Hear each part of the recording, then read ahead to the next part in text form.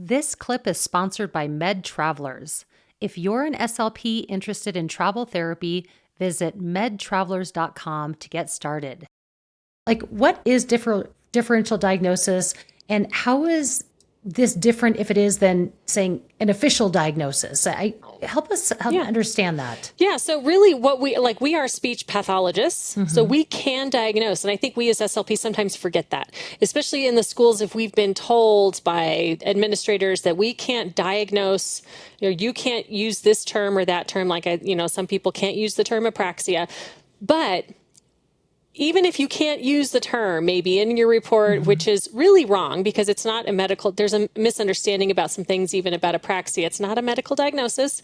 It is a motor speech sound disorder that can only be diagnosed by an SLP who has expertise in apraxia.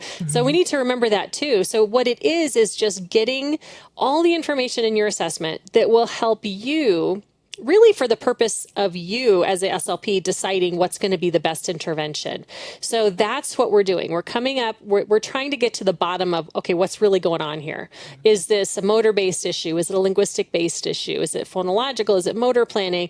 And there are certain things that we can add to our assessment battery that I may not use for all my kids, but if I suspect apraxia or if I suspect phonological deficits, I'm going to do different types of assessments for those kids to get to the bottom of what is really going on. And so I have an assessment checklist that I use. It's a free download on my website too, that I think has helped a lot of SLPs. It's not all encompassing, but it helps me keep me on track with, okay, have I gotten a case history form? Have I asked parents about particulars of other aspects of their life, of their medical history, of their family history, of, I ask about feeding and eating history, because that can be really informative if we're trying to look at underlying motor-based or functional deficits of the articulators. So I want to make sure I get all that information, because that can help me decide, okay, maybe there's something else going on. Maybe there's a underlying myofunctional deficit with this child that might need to be remediated with another professional.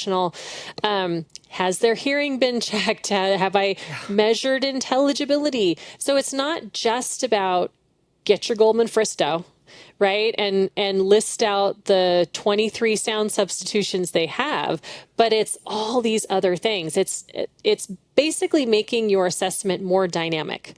And I know we talk about dynamic assessment in other avenues of our profession, but it's really important for it to be dynamic in speech sound disorders as well too, because when you do like your single word articulation test, whatever articulation test you give, I don't even care. People ask me what I use. I'm like, I can use anything. It doesn't matter. I just want something to get that child to say some words so I can compare it to the adult counterpart, and we can figure out how they're simplifying that word. And I analyze it. We have to spend some time analyzing what is going on with that child's speech in order to get to the bottom of it. So getting your articulation errors, write that down, but then look a little bit further and say, oh, you know what? All of their fricatives, they don't have any fricatives. They're using stop consonants for all their fricatives. That's stopping. And that's a phonological error pattern. Or they don't have any fricatives, but man, all of their errors are very, very inconsistent. Maybe they're deleting it here, but they're distorting it here, and then they're substituting it here. If I see inconsistency, I'm thinking, okay, I need to look at how inconsistent are there? Maybe it's inconsistent speech disorder. Maybe it's apraxia. And so we need to kind of gear our assessment to look at that and make it much more dynamic in order to tell. Things like stimulability. Don't just give the test and walk away. Go back to those errored sounds and say, like if rabbit, right? Okay, buddy, let's try this word again. Rabbit. Can you say it like I do? And just give them a model. And if they can produce that word with a model, maybe they were errored the first time when they said wabbit the first time, but when you say it, they say rabbit. That means they're stimulable, and that sound is much more likely to emerge without direct intervention.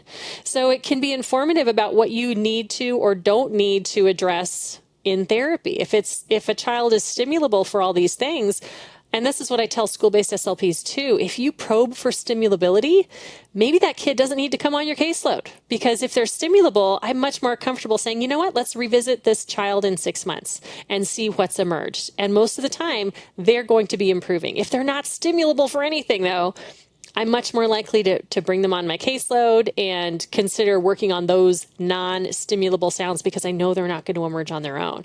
So there's a lot of things that assessment can really help you kind of walk through and think through. Doing an oral mech exam, I kind of started with in social media talking about oral mech exams, and because I was finding out that a lot of SLPs weren't doing them. And it's really a quick 5 to 10 minute type of thing we can add to our assessment battery that can be incredibly informative, even if just to rule out anything structural or functional that might be impacting a child's ability or inability to produce a sound.